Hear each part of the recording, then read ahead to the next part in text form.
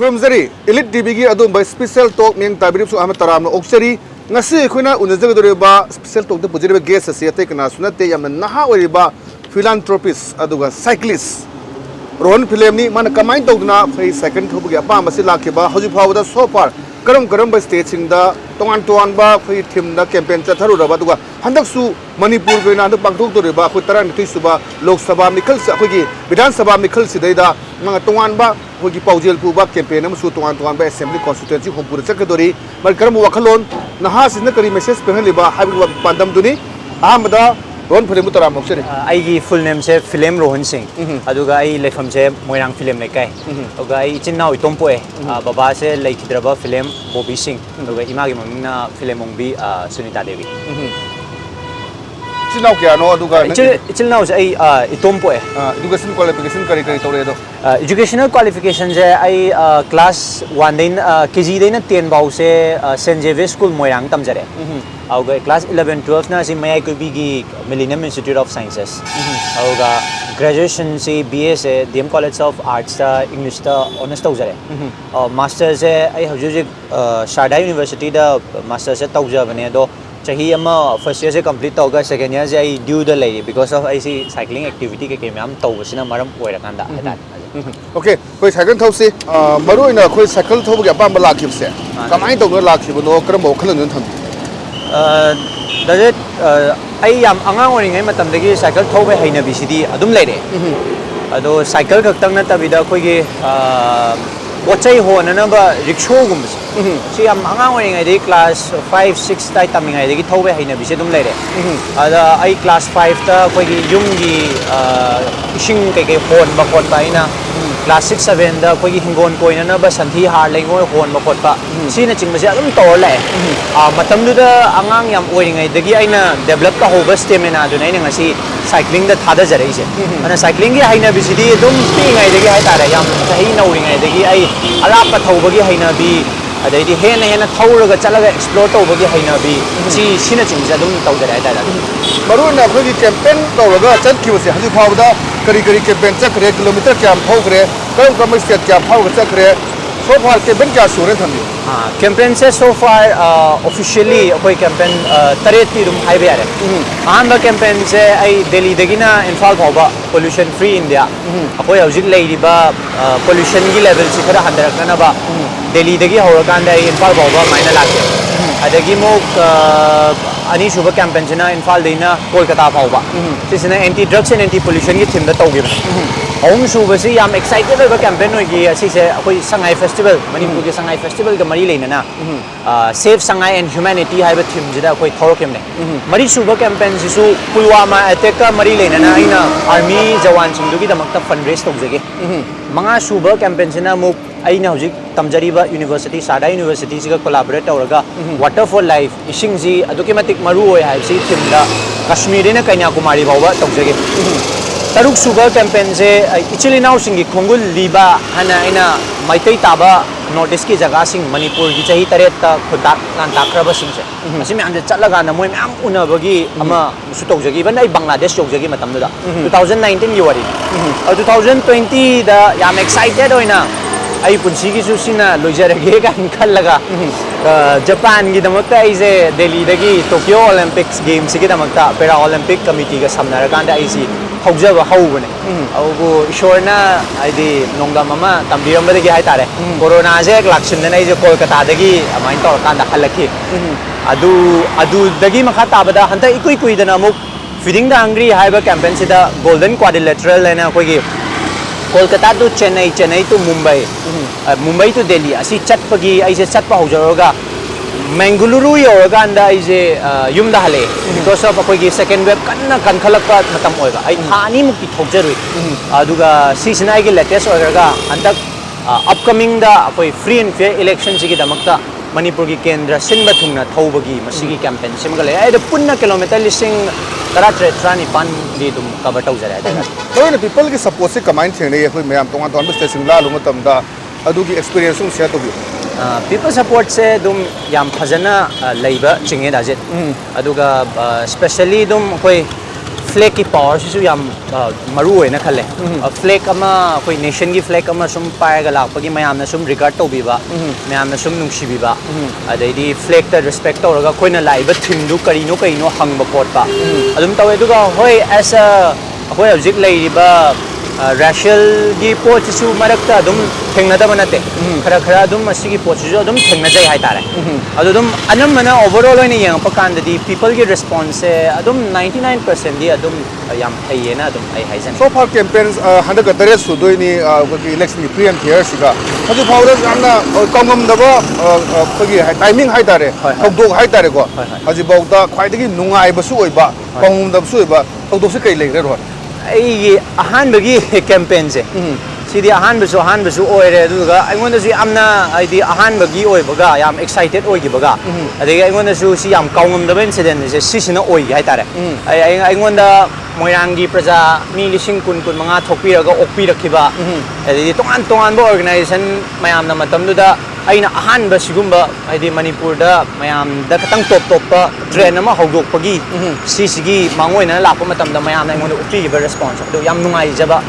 dugumba campaign am oi gi tare ahan ba campaign ado people ki suppose comment to we kuna mayam se das mana cycle thoba kaina mi se dum ngangna ba se makhal de dum lai hai tare ko mi se dum koi senjeti maning mamang leiba dumaina kana gumam na support uba adagi kana gumba mana se Facebook to ro social media da ro troll to gumba kai gumba mayam so go do thate so mayam da rohan na kamaina to press to mayam aham da je da koi troll gumba Facebook ki kaino se atang handle to ba waram mentally angon da su yam disturbances leiba mental health they even dum anxiety depression jum angon kawan bai tare ko na di ignore to usina quite best solution oile rame yari ge response pi da ba adagi dum phatana dai nuai tana harak pasing do koi na phana dum brother sini maini adunia dane na dum phajana khumbi ba hai tare aduga asise adum su yam sensitive oiba topic ne oi adum every time criticism haibisi thabak khuding ma tawba matamda adum leiba ngakne adubu adum akhoi especially akhoi manipur gi context se yanga kanda akhoi manipuri chilinau singna haidi sigum mayam se sum realize tawraga akhoi mayam se kadai da kari sogat nagadage haiba wakhalon se sida oina focus pira tawraga di ai khaktang natana atopa lam kya da tholeba chilinau sing su yam thuna chapot kani haiba gi ai adu gi thajaba leje ai ta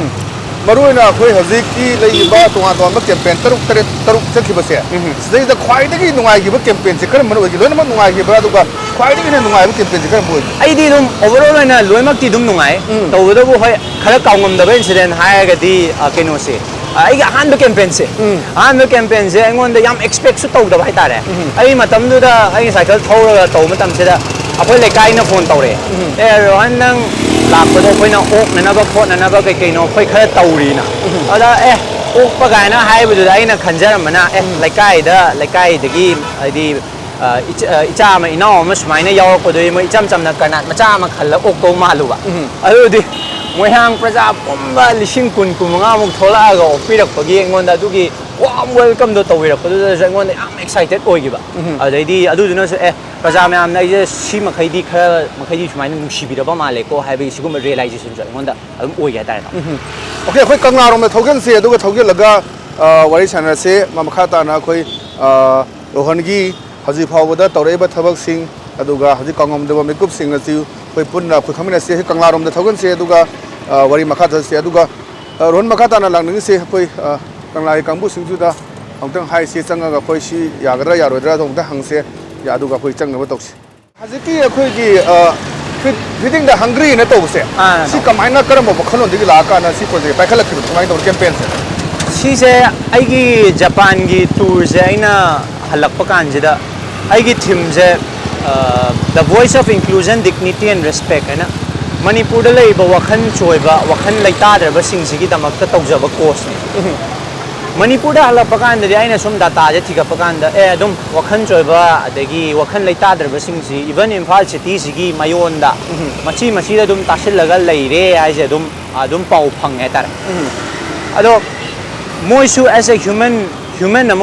human rights tom yang pakanda cara di helalaga lahan badi yada banina matamdu da aina moi feeding gi campaign se aina cham na unofficially dum ai isana launch tau jagi bani ade matamdu da gi di masi misconception me ama to bi busule me amna lana drug chaba me ama mana yoga leire hai ba ba wahi ba ingona dum hayaki ado asing magi di ai gi intention di wakhan choi ba sing ji dum phajana chak pijara ga moi me am si feeding tau ba plus migrant worker no magi suraga sajaba tanjaraga chajaba sing moi su fit tau ba adagi akoi dum as human rights dom yang pakanda drug user ma di khoi gi sex worker sing moi gi su dum akoi khara yeng de ya da ba kai gi no matam da atopa state sing da aina chalaga sum survey to matam da let's suppose Delhi hairo Delhi se jik run ba shera ba campaign je run to yam phajana moi run to ba homeless sing gi damakta moi gi shelter home pi dana adi medical equipments pi dana NGO me am se da Delhi sarkar na sinara kanda akoi masing yam jada ba mayum hanjindraba sumaina wakhan choiraba singji masing yamjada taraga su khara makhai khoi dum sarkarna dum feeding tobada dum kashu kaida brain dikhalle adubu hoi masing yamdabagi khitang nathaiba side lomdo la kanda akhoi jo khoi gi sarkar da chaibana taba sarkarna tawdo potu as a common citizen amoina akhoina mention jabane asida dum abdi understand tawbi ba mina budi hena namme Manipur dum 90% support tawbi hai be adubu oi marakta disturbances kaya ama dum khara dum thengnagre adubu overall oina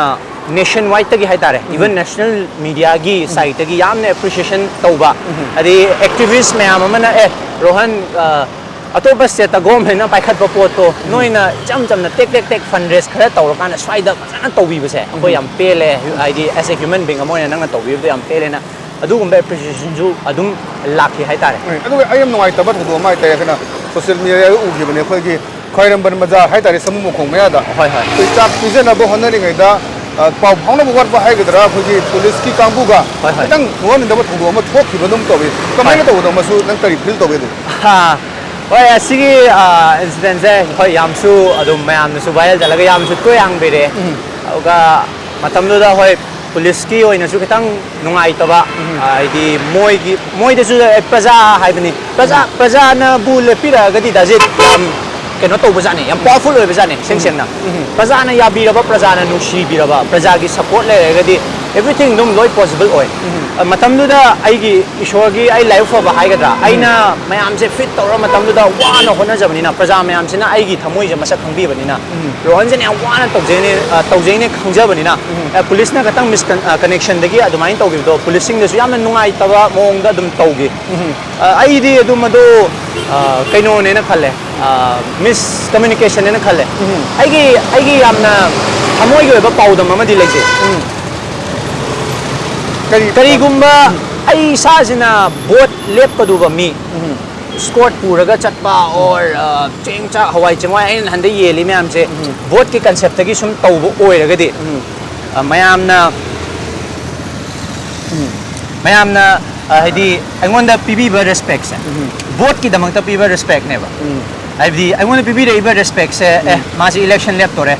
madi dum khara high profile oiraba male or asmadi khara dum squad nunga to chatle hairaga adugi pibirak pa respect tuga akoina icham na mayam sigi cheng hawai khara mayam dagi muk tasen khomjel laga yeli sida pibirak pa respect tuga respect ani jam khetne hai tare ta je aduna aigi motade as a human being amoina humanitarian people respect aduna na yam maru oe na khanje hai tare ta je aduna adum akoigi haidi ai police department ju kashu nuai to budi leijade si matang je jo khoi dum compromise dum taunaraga yam understand taunaraga aina soyam ba kya do ai dum la le na haiga adagi moina dum khonthi gi bokho ki bedu su dum ngakpina na ba hainaraga khoi je dum illusion gi bane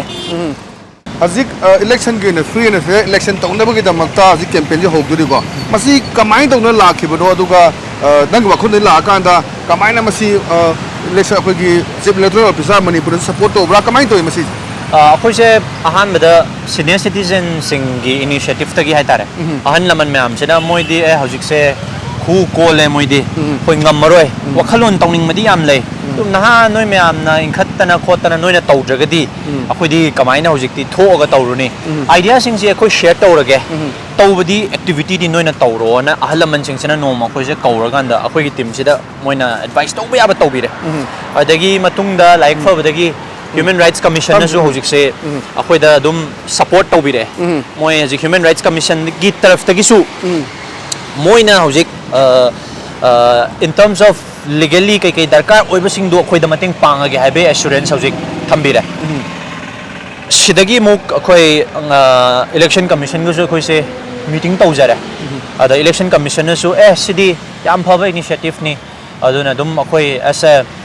concerned body moina dum khoi sidi angamba thakta as far as akhoi ngam makai to our extent khoi mating pangge haib se akhoi da hojik thambire sida ina lakchaning ni se Mizoram ge incident se pusinjaraga thangna leiba state sida dajet Mizoram sida why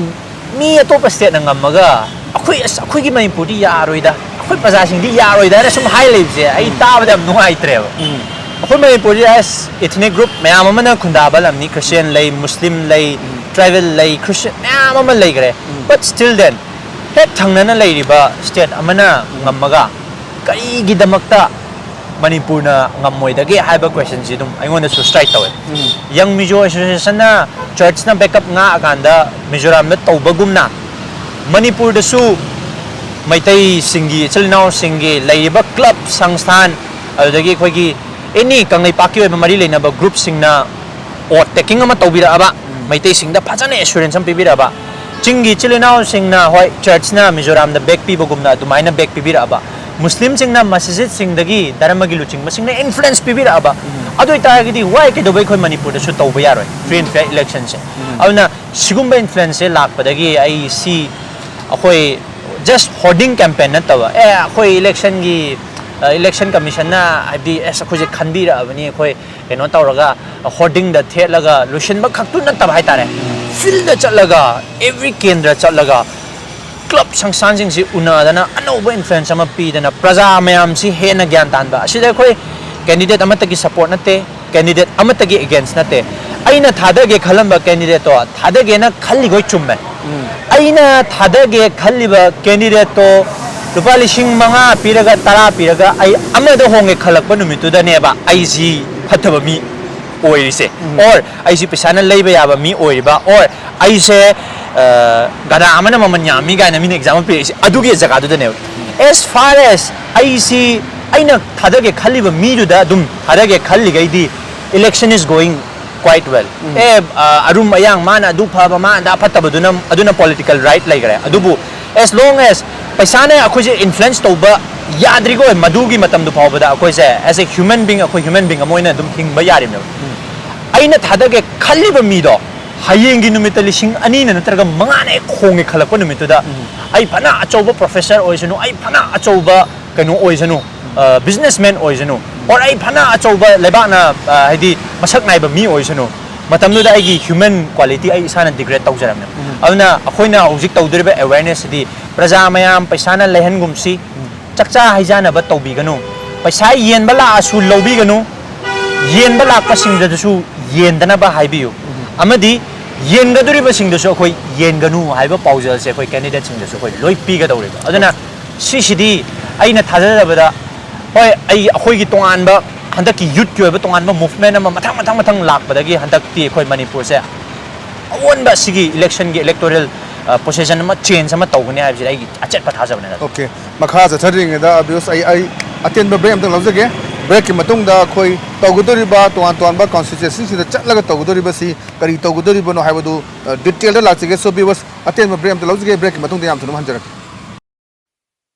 ai koi vaccine ka place ai koi vaccine ka place han ki punchi sau khat khong thang hanjil si jati bi jati khai den corona la chang thekne re se lanjang thekne re se ai koi vaccine ka place corona de ngam si punchi sau khat mai kai da hanna pang le se punchi sau khat mai kai da hanna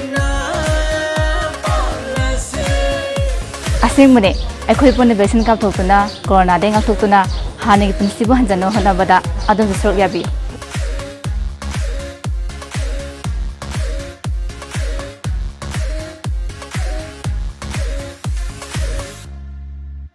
ꯇꯥꯃꯣ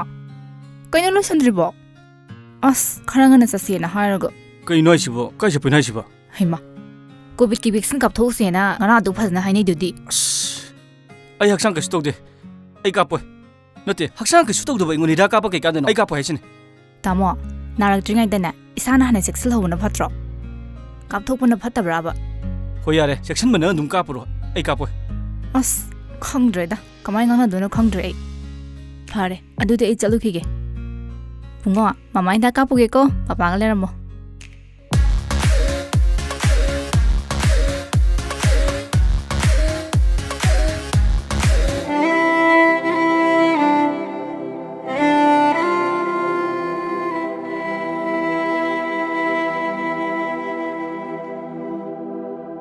COVID-19 लाइचत असिदगी ngakthonबगीदमक Covid की vaccine कापना लाइचत असिग मरि लेनबा लाइना लाइचत सिंगदगी ngakthokjaba ngami masida natana लाइचत असिना सांगहनदनबगीदमक मतम मतमगी सरकारना पिरकपा सना कागमोनसिंग अखोय ngakna चतमिनरसि CoWIN apps ता resistor तोपिदुना अदोमसु सुक्सोय सोयदना vaccine असि कापथोकपियु Covid की वैक्सीन कापथोकतुना कोविड लेतबा इरमदम ओहेमिनरसि अखोय वैक्सीन कापलेसे की मतुंगा तरामना ओक्सरी राहुल लाचलिंगसी मरुइना असेंबली कॉन्स्टिट्यूएंसी होमपुने जतोजिको सिदा कमाइन तौनी नंगी मी क्या नंगी कहे तारे टीम सिमी क्या न सरुक यादुनो कमाइन तौदुनो था जु मरी मंगा तरुक मुक्तंगाई सले मार्च की तांग तराम ngai mong dadi koi chap chaba ma gi sarkar na form tawdi mamang odi mang election tawduni kamaine tawduri plans hojik so far akhoi hojik plan gi matungina aigi akhoi tonganba cycling body aina dum semga charakpa cycling body akhoi 40 50 ma leire tawgudiba pot si nongma khaki cycle thauge rally ma chatke na tawraga tholokpa campaign du oiroi deini akhoi jidi amna chawba dedication 2.5 months 3 months kumba changak pa yai kendra loinamak sida cycle na thauraga nungtigi campaign tawbagi khoigi kaino format ama laktoine ana akoi si AC wise khundrak pam AC AC number 2 da haingang ahum suba da khurai sumai tora mathang mathang khetrigao thongju khoi sumaina formal loina lakena khalle tampaki oba kendra kunthraga mapan except jiribam si akoi cycle na loina yauba club organization sangsan singsiga link laiba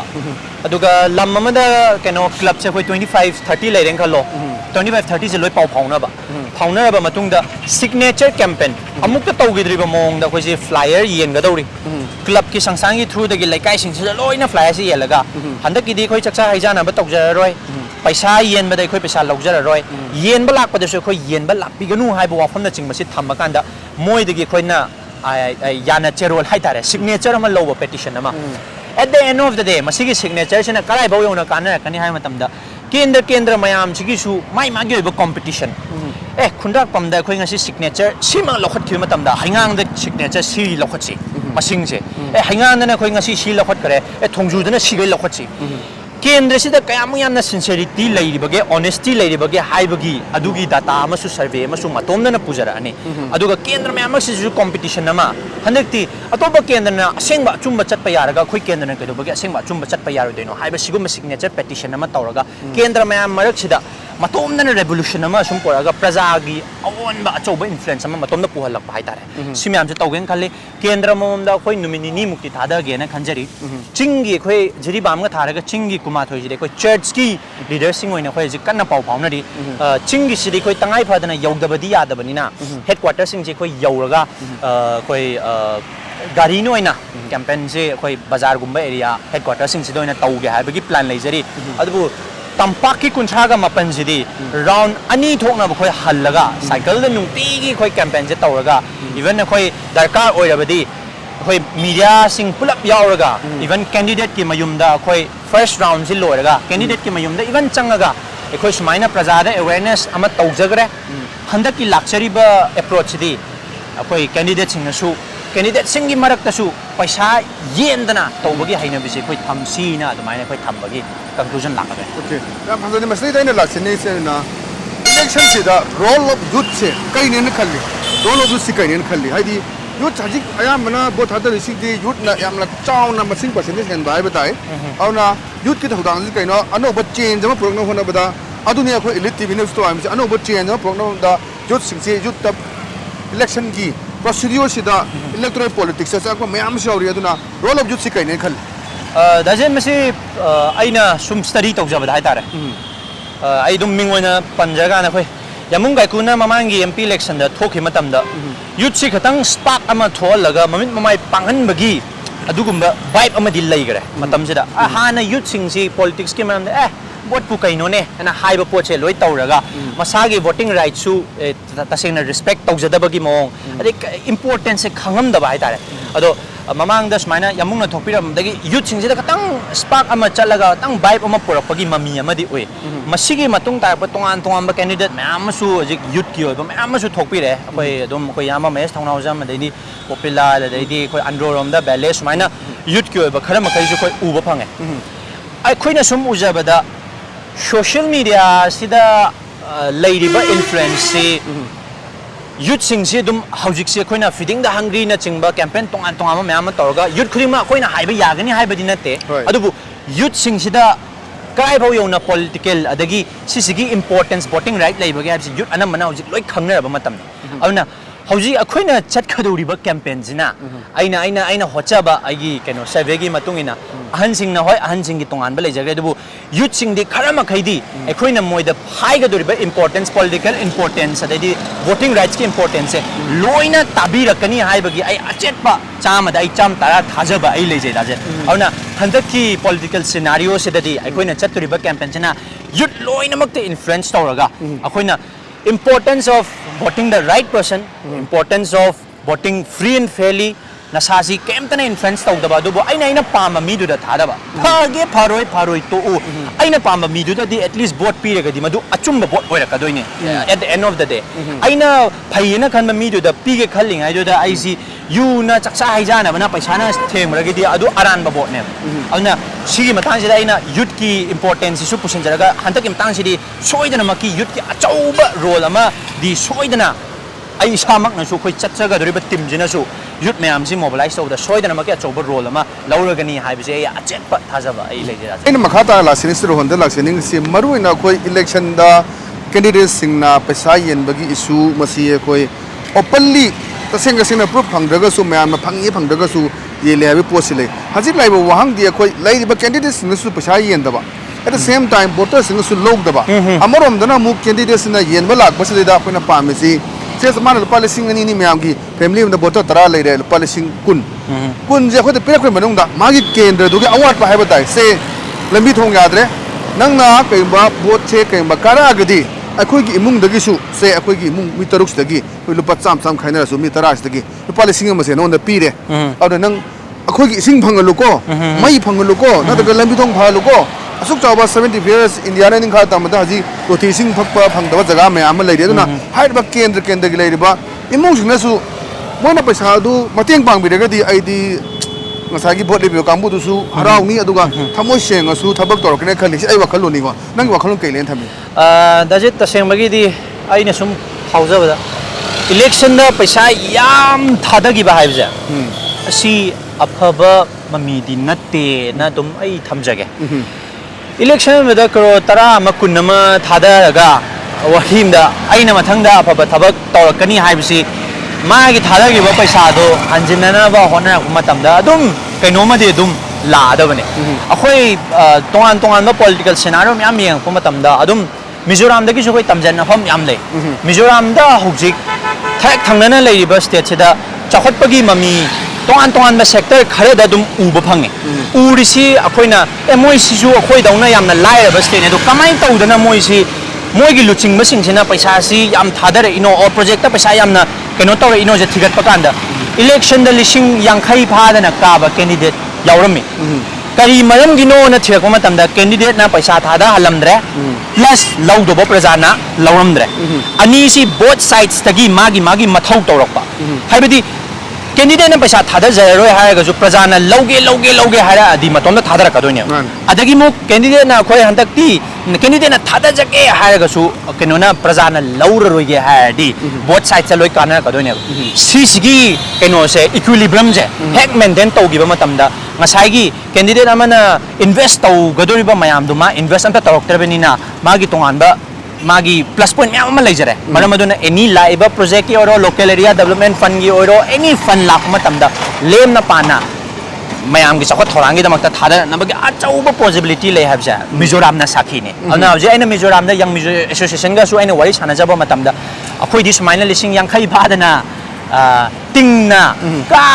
giba candidate singduna magi paisa tinggidrabani na rohan akhoi di obviously dum chakhalakpagi mami se sumaina uba phangjari bani haibagi answer je ai dum tawa phange aduna handakti aina tawjari ba request se ahan bada praja gyan tasi praja paisa lobi ganu candidate na yen ge na la ga su praja na lawdragadi handakti khoi kendra se yam phare candidate ki su phare praja ki su phare adoi targadi ngasagi dajena pangiba isingi ga matangse khoi chahi 70 hena ning taum phange ajik Imphal Bazaar adedi khoi Imphal city manung sida dum ising leiraga thakpa mayam ama dum leiribani hauji pawba kari maram gi no ai targadi election da thadagi ba paisa me amna sigumba development gi project lakpa matamda hana gi chakhi paisa me am do hanjana nam taw sidi dum mayam open no na dum khangna abo famne auna handaki keno sida di ai akhoina aina earnest request tawja praja su gyan tabiro lupa lising ani lawbaduna chahi manga gi opportunity manga du sharuk kudi lising ani lo lawdabida chahi manga sida aikoina phangauba yaba isingi lambi thongi adai any scheme gi any phangauba yaba sing da khoi punna phangminara si lising ani du di just ngaki moithem gi oina mitangan bajadu mantra san haba mi nang atang swai law laga mamit tak kupsilaga nang si sina pura loirabani ko haibagi dugumba ma chatkreba ana adu handakti adugi moithem du tadana mani akoina kendra la kan akoina lawjarak to se tawi gano ai maruina masi akoi tholei ba candidate sing sigi akoina assurance sama da ga oibra haidi ai paisa yelanu nang akoi amda pamde loroi sing phangalo mai phangalo ko adugi any akoi lambi tu songo ai tawgi haibagi assurance sama pira ganda adumaina magi assurance amda lowa ganda miriam se thagal akanda aduga kasai mana toroktra kandu dadi